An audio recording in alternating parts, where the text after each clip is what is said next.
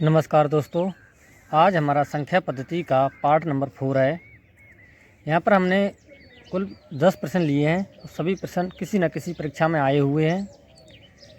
तो हमारा मेन उद्देश्य ये है कि जो प्रश्न हैं उनको बहुत ही कम समय में हल कराना, क्योंकि परीक्षा में हमें कम समय मिलता है तो प्रश्न भी कम समय में हल हों, यही उद्देश्य है।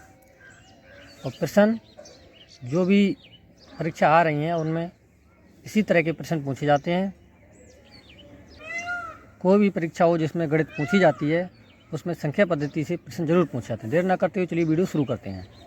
यहाँ पर लिखा है 15 से 160 के मध्य कितनी संख्याएं ऐसी हैं जो 17 से विभाज्य हैं लेकिन 4 से नहीं। तो पहले हम देखेंगे 15 से लेकर 160 तक 17 से ऐसी कितनी संख्याएँ जो विभाज्य हैं। तो 17 एकम 17, एक पहली संख्या 17 हो जाएगी।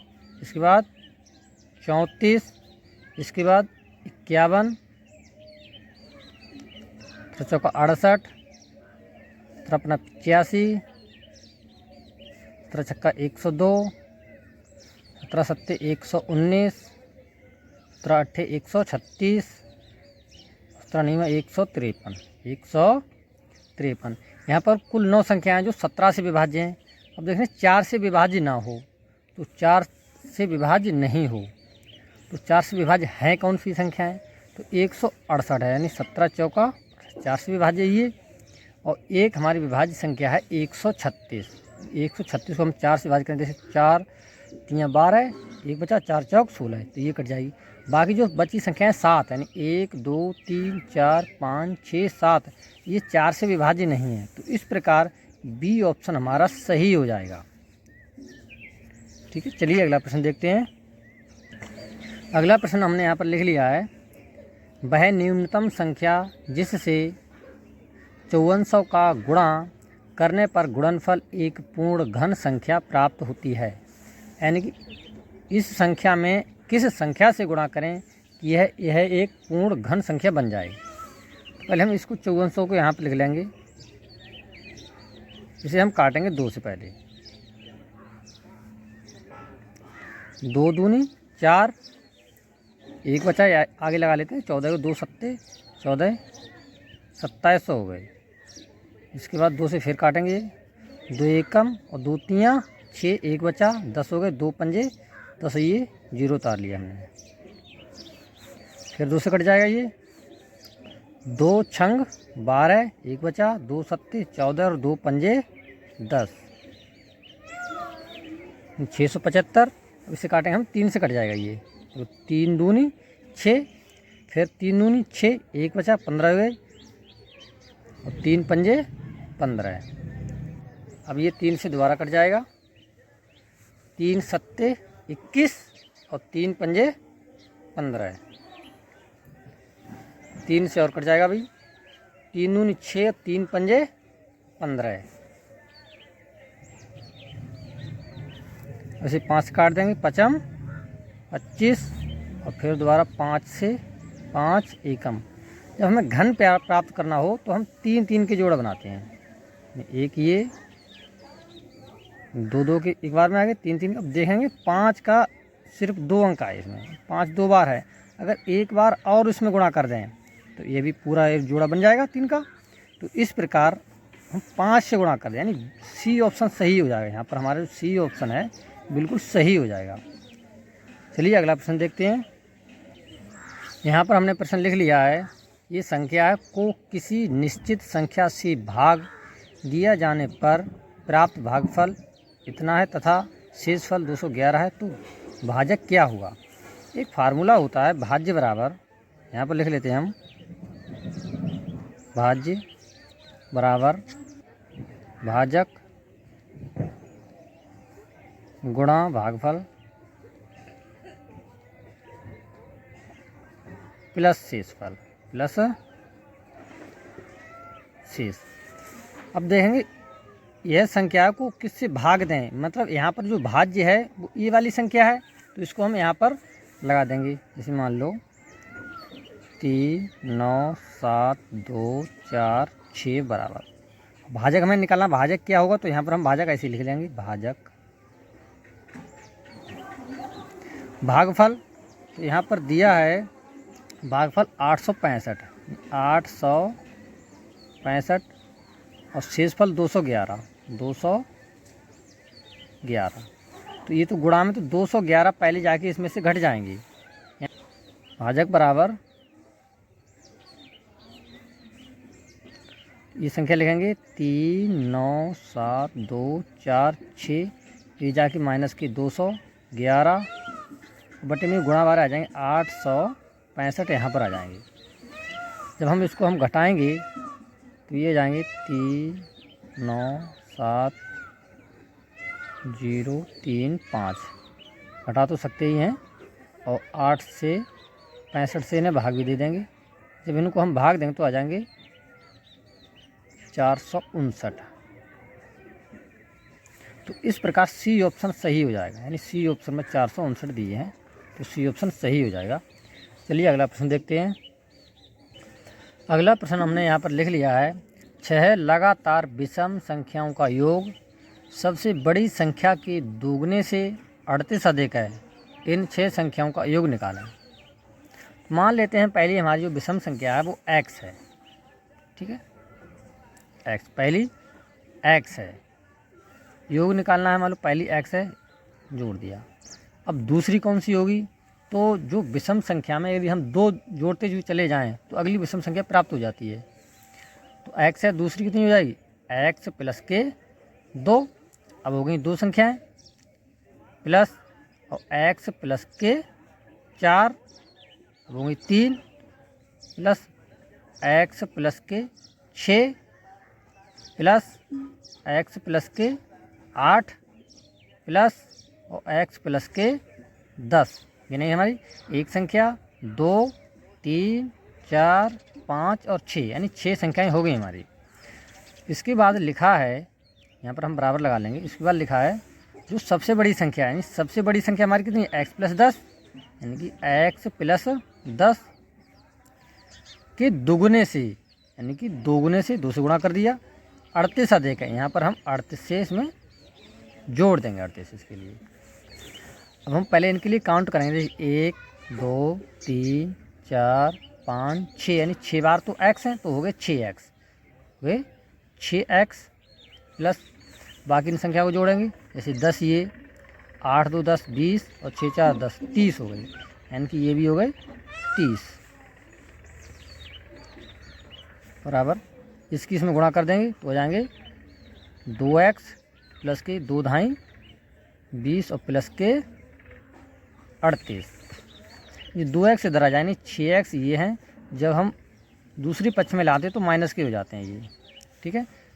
इसको हम जोड़ देंगे, ये हुए 58 और माइनस के ये 30 इधर घट जाएंगे। यहाँ बचे 6x में से 2x गए तो बचे 4x बराबर, यहाँ पर बचेंगे ये 28। तो x बराबर 4 सत्ते, यानी 7 आ गया x का मान। यहाँ पर हमें निकालना है 6 विषम संख्याओं का योग, तो 6 विषम संख्याओं का योग ये आया, यानी 6x प्लस के 30, तो 6 गुणा x का मान है 7, यहाँ पर लिख देंगे 7 प्लस के 30, 6 सत्तू 42 प्लस के 30 और 42 प्लस के 30 कितने होते हैं 72। तो इस प्रकार सी ऑप्शन हमारा सही हो जाएगा, सी ऑप्शन सही हो जाएगा, यहाँ पर हम सी पे टिक लगा देंगे। चलिए अगला प्रश्न देखते हैं। अगला प्रश्न हमने यहाँ पर लिख लिया है, यहाँ पर लिखा माइनस के 100 कामा माइनस के 20 कामा माइनस के 80 कामा 0 में अधिकतम कौन सा पद है।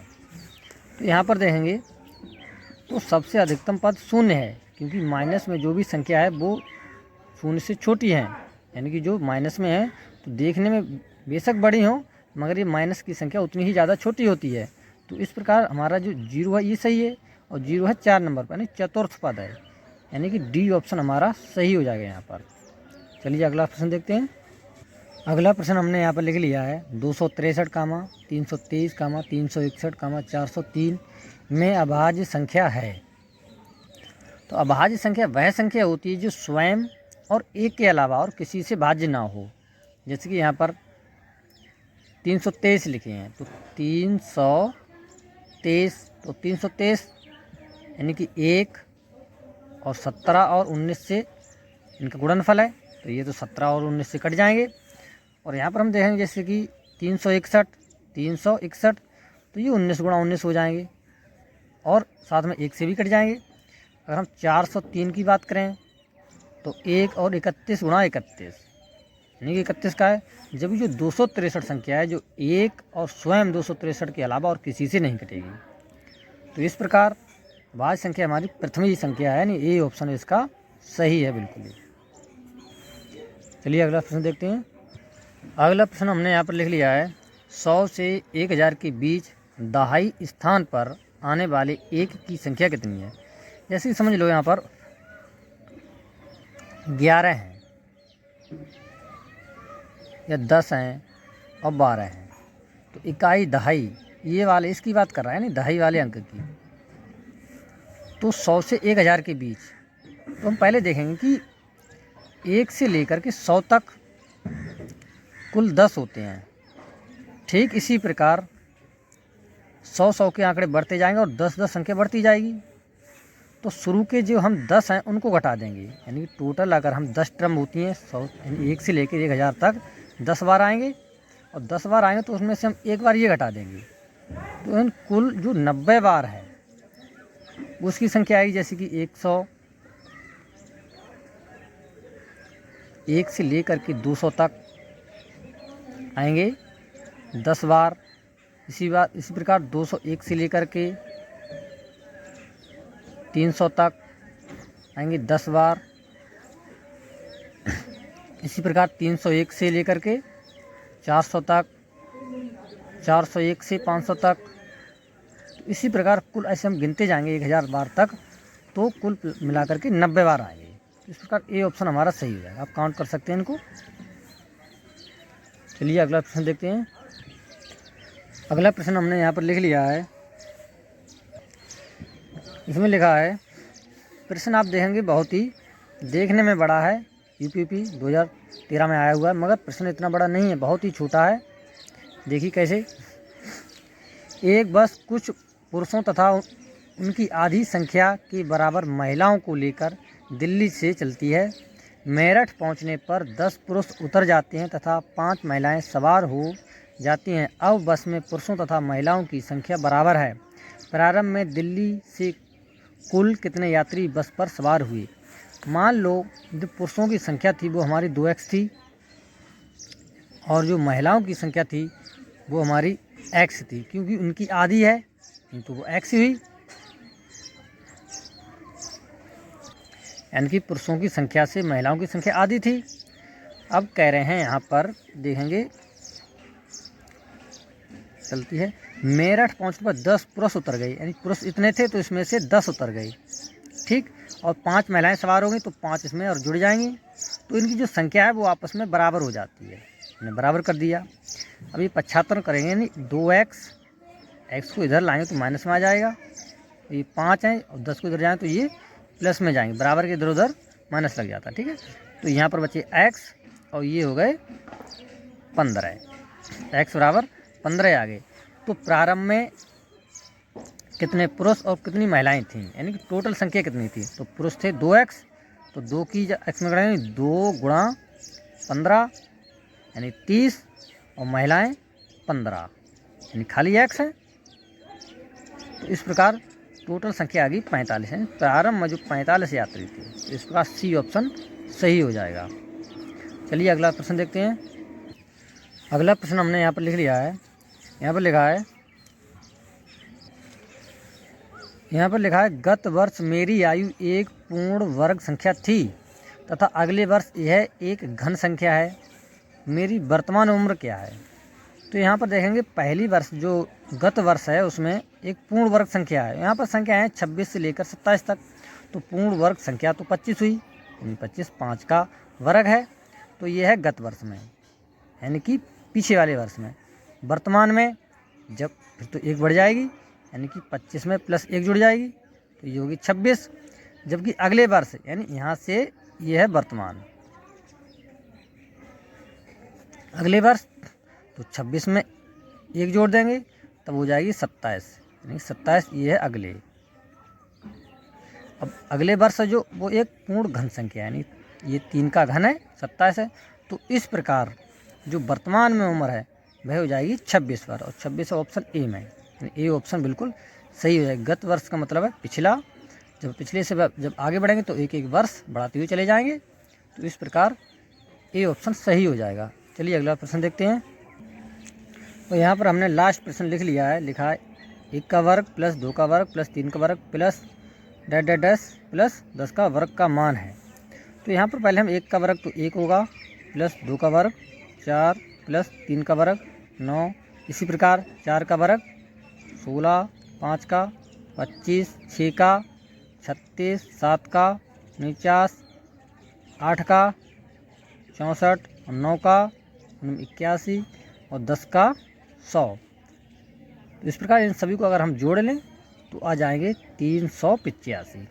कोई ज़्यादा बड़ी संख्या नहीं, तो इसमें फार्मूला याद करने की कोई ज़रूरत नहीं है, फिर भी हम फार्मूला बता दे रहे हैं। यदि कोई ऐसी संख्या हो और ज़्यादा तक लिखी हो तो फार्मूला लगाने से ही हल होगा, क्योंकि ये बहुत ही समय लगेगा। तो कोई पूर्ण वर्ग संख्या है, हमें वर्ग लिखा हो और हमें उसका मान निकालना हो, तो उसके लिए फार्मूला है n प्लस 1 और 2n प्लस के 1 और सबके बटे में 6। चलिए इसको हम रख के देख लेते हैं। जैसे n और n का मान है 10, यानी 10 तक है, तो 10 और 10 प्लस का 1, 2 गुणा 10 प्लस का 1 बटे में 6। इसको हम देखेंगे, ये तो 10 है, गुणा 10 1 11 गुणा 2 ढाई 20 और 20 और 1 21 और 6 से कर देंगे हम भाग, 6 से कर देंगे भाग कर देंगे, वो आ जाएगा 385। भाग करके आप देख सकते हैं 385। तो आपको वीडियो कैसा लगा? हमने यहाँ पर बहुत ही कम समय में प्रश्न कराने की कोशिश की है। हमें आशा है आपको वीडियो अच्छा लगा होगा। वीडियो अच्छा लगा हो तो एक लाइक ज़रूर करें, चैनल को सब्सक्राइब कर लें, जिससे कि हमारी जो भी वीडियो आए समय से आपको मिलती रहें। वीडियो देखने के लिए धन्यवाद।